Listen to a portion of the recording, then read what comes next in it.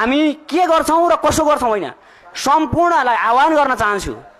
म प्रवेश दाहाल लगायत हाम्रा टिममा साथीहरू आउनु भएछ, भास्कर घिमिरे, कुशल भेटवाल लगायत टिकाराम लिम्बू जस्ता व्यक्तिहरू। यी व्यक्तिहरू को हुन् त? यी व्यक्तिहरूले जिन्दगीभरि राजनीतिक दलको सदस्य लिएका छन्। यिनीहरू सडकमा आएका मान्छे हुन्। यदि सडकमा कसैले गोली हानेको हुन्थ्यो भने गोली लागेर मर्ने स्थिति हुन्थ्यो। हामी घाइते भएका छैनौँ। म फेरि सम्झन चाहन्छु, त्यो शहीद र घाइतेदेखि लिएर नेपाली आमालाई सम्झन चाहन्छु। तपाईहरूले देखेको सपना हामी जिउँदैछौँ। यदि हामी मरेर गएका थियौँ भने सपना पुरा नहुन सक्थ्यो, तर नेपाली जनता जिउँदैछन् र जेनजी पुस्ता जिउँदैछ। त्यसो भएको हुँदा सम्पूर्ण नेपाली जनताहरूलाई भन्न चाहन्छु, तपाईहरू नडराउनुहोस्। परिवर्तन हामीले ल्याएको हो। तपाईहरूलाई अझै पनि भन्न चाहन्छु, कसैले कसैलाई च्यालेन्ज नगरौँ, कसैले कसैलाई रुष्ट नबनाऊ। सबैजना यो देश हाम्रो हो। हामीले हाम्रा माग र एजेन्डाहरू राख्न पाउनुपर्छ।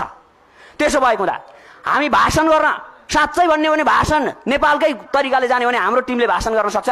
जेनजी पुस्ता त्यति राजनीति नबुझेको छ। कार्ल मार्क्सका सिद्धान्त के छन् सबै कुरा थाहा छ।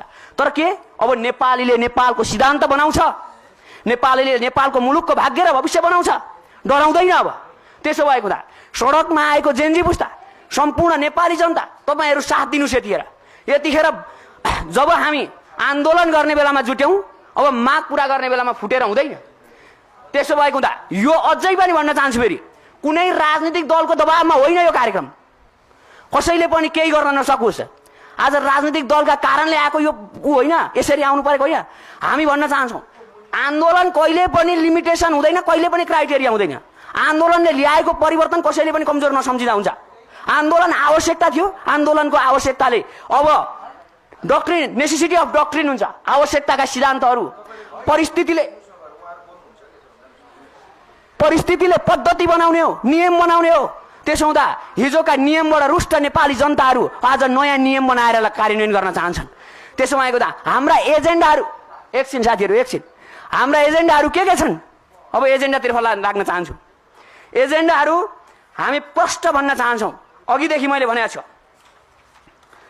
एजेन्डाहरू के छन् भन्ने कुरा आदरणीय दाजुभाइ तथा दिदीबहिनीहरू, प्रिय जेनजी युवा पुस्ताहरू, आदरणीय उसमा मतलब कि शहीद हुनुभएका शहीदहरू, हस्पिटलको बेडमा हुनुभएका घाइतेहरू लगायत अहिलेको तत्कालीन सरकारका राष्ट्रपतिज्यू, प्रधानमन्त्रीज्यू लगायत सम्पूर्ण नेपाली जनताहरू, अहिलेको शून्यताको स्थितिलाई स्थिरतामा बदल्न हालको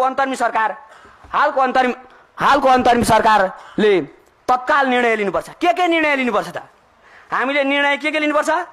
तत्कालीन संविधानलाई परिमार्जन गर्न सकिन्छ भने